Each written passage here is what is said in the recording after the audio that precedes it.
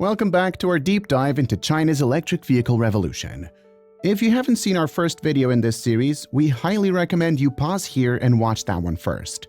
It provides crucial context on China's initial strategies, including subsidies, regulations, and infrastructure development, which set the stage for what we're about to discuss next. In this second part, we're going to unpack the next layer of China's EV success story. And importantly, we'll consider how China's unique governance structure has enabled the long-term planning and consistent policy implementation that underpins all of these initiatives. By the end of this video, you'll have a comprehensive understanding of how China has positioned itself as the global leader in electric vehicles, and what this means for the future of transportation worldwide.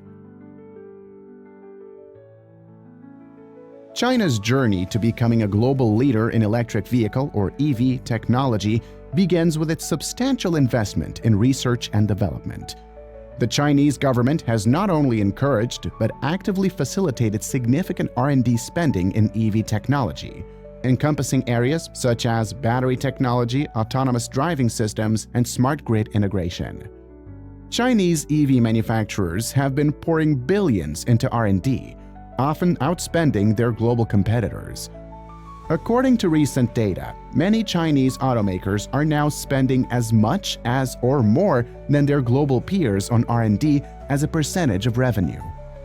This marks a significant shift from just a few years ago, demonstrating China's determination to not just catch up, but to lead in EV innovation. A striking example of this commitment is NIO, a Chinese EV maker that spent an astounding 29% of its revenue on R&D in the first quarter of 2023. To put this in perspective, Tesla, often considered the global EV leader, spent just 5.4% of its revenue on R&D during the same period.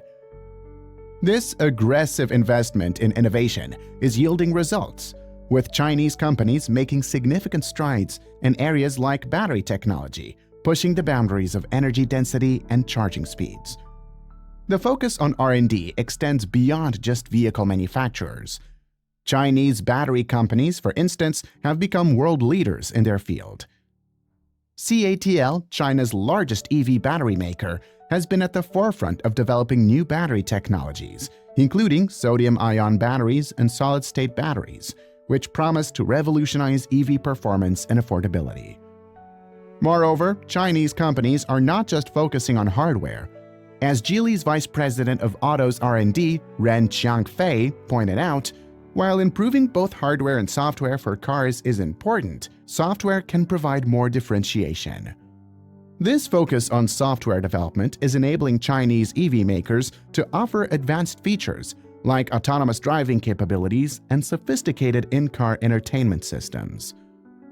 The Chinese government's support for R&D goes beyond just encouraging private sector investment. It has also established national laboratories and research centers dedicated to EV technology. These institutions collaborate with private companies, creating a robust ecosystem for innovation that spans academia, industry, and government. China's rise to dominance in the EV battery market is not solely due to technological innovations. A key factor has been the government's protectionist policies, particularly its mandate that any foreign company manufacturing EVs in China must use batteries made by Chinese companies.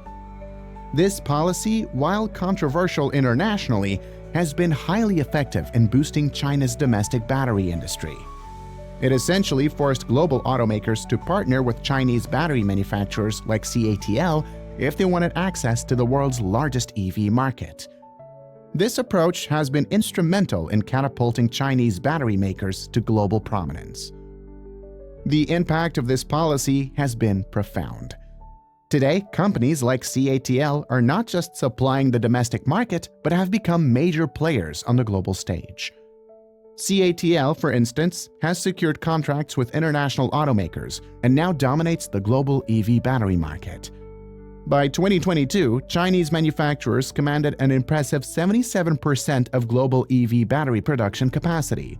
This protectionist strategy has allowed Chinese battery makers to rapidly scale up production, driving down costs through economies of scale.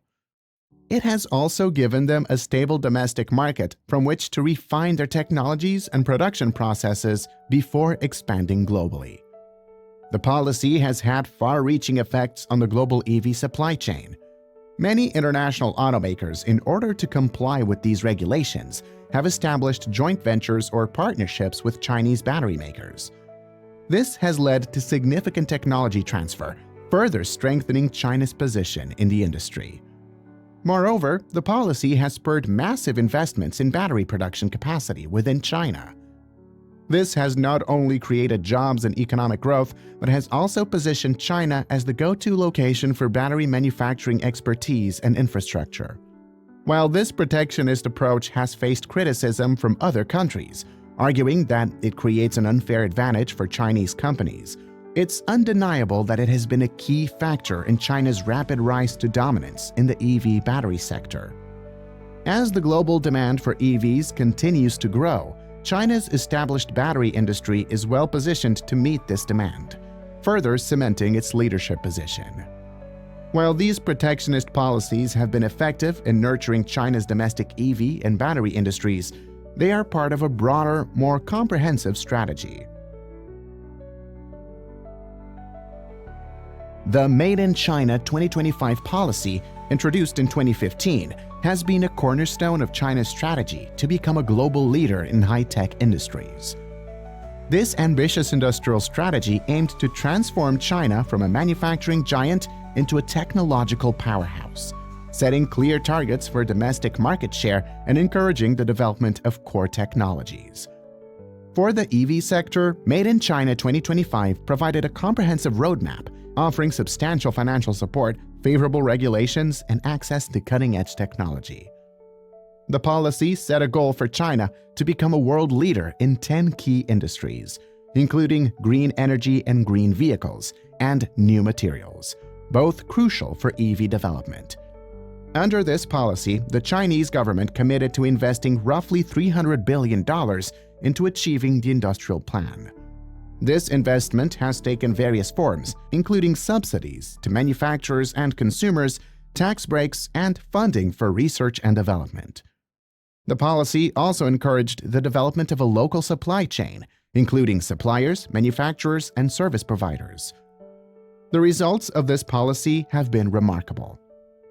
In less than a decade, China has gone from being a minor player in the global EV market to dominating it. Chinese brands like BYD, NIO, and XPeng have become household names, not just in China, but increasingly around the world. They're producing vehicles that rival or surpass their Western counterparts in terms of technology, range, and features, often at more competitive price points. Made in China 2025 also emphasized the importance of developing core technologies domestically. This push for technological self-sufficiency has led to significant advancements in areas like battery technology, where Chinese companies now lead the world. For instance, BYD's blade battery technology has been a game-changer, offering improved safety and energy density. The policy's impact extends beyond just vehicle manufacturing. It has spurred the development of a comprehensive EV ecosystem in China, including charging infrastructure, battery recycling facilities, and smart grid technologies. By the end of 2022, China had built 1.8 million public charging stations, representing 2/3 of the global total. While the phrase Made in China 2025 has been de-emphasized in official communications since 2018 due to international backlash, the program and its goals remain in place. The Chinese government continues to invest heavily in identified technologies, with an additional $1.4 trillion committed in the wake of the COVID-19 pandemic.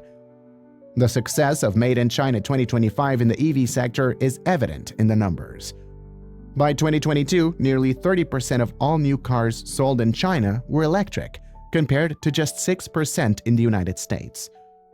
Chinese companies now produce 62% of the world's electric passenger vehicles, a figure projected to rise to 70% by 2030. While Made in China 2025 set the stage for China's domestic EV industry to flourish, the country's ambitions extended far beyond its borders. To truly become a global leader in EVs, China needed a strategy to expand its reach internationally. This is where the Belt and Road Initiative came into play. This initiative, while not specifically designed for the EV industry, has become a powerful tool for expanding the global reach of Chinese EV companies. This ambitious infrastructure development strategy, adopted by the Chinese government in 2013, aims to invest in more than 150 countries and international organizations. For Chinese EV makers, the BRI has been a game changer. It's providing them with a ready-made network for exporting vehicles and establishing operations in new markets.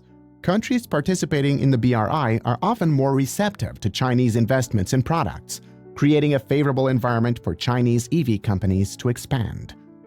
The BRI has led to bilateral trade agreements and investment partnerships between China and member countries. These agreements often include favorable terms for Chinese companies, allowing them to export EVs with lower tariffs and fewer regulatory barriers. This has been particularly beneficial for Chinese EV manufacturers looking to expand into emerging markets in Southeast Asia, Africa, and Eastern Europe. Moreover, many BRI projects involve developing charging infrastructure and modernizing power grids, laying the groundwork for EV adoption in these countries. For instance, the BRI's focus on developing smart cities often includes plans for electric public transportation and charging networks. This symbiotic relationship between infrastructure development and EV exports is giving Chinese companies a significant advantage as they seek to globalize their operations. The BRI also aligns with China's efforts to set global standards for EV technology. As Chinese companies build charging infrastructure and supply EVs to BRI countries, they're also exporting Chinese technical standards. This could give Chinese EV makers a long-term advantage in these markets.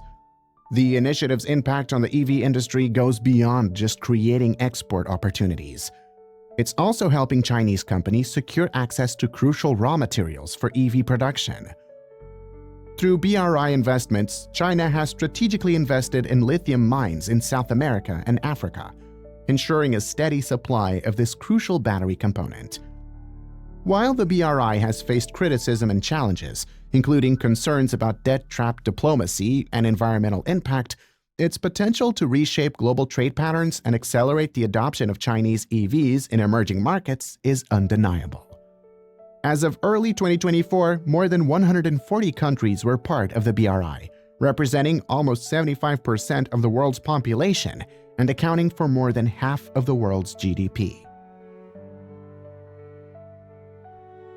While not a policy in itself, China's one-party governance structure has been a crucial factor in the success of its EV strategy.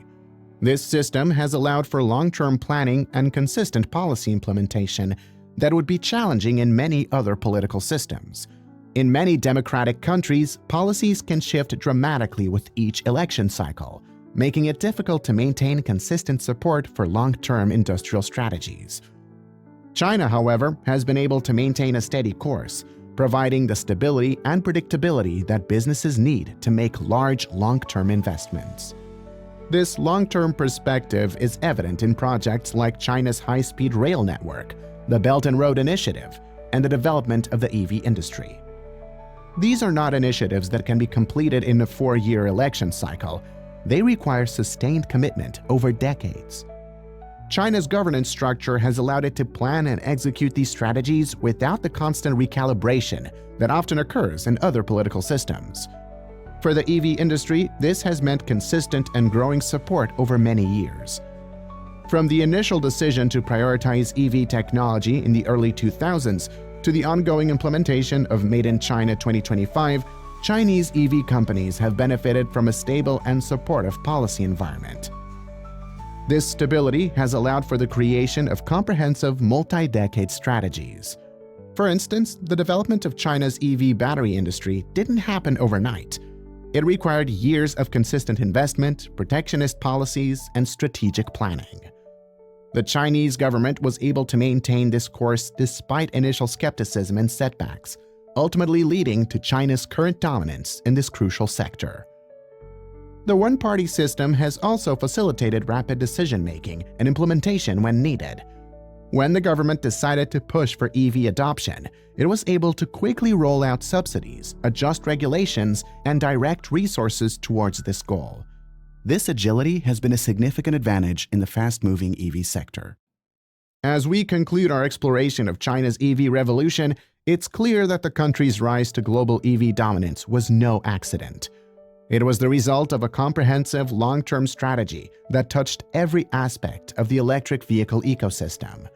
From generous subsidies and stringent regulations to supply chain development, public transportation electrification, and charging infrastructure deployment, the Chinese government left no stone unturned in its quest to dominate the EV industry. If you found this information valuable, please hit the like button and subscribe to our channel. We'd love to hear your thoughts on China's EV strategy in the comments down below. What aspect of China's approach surprised you the most? Thanks for watching.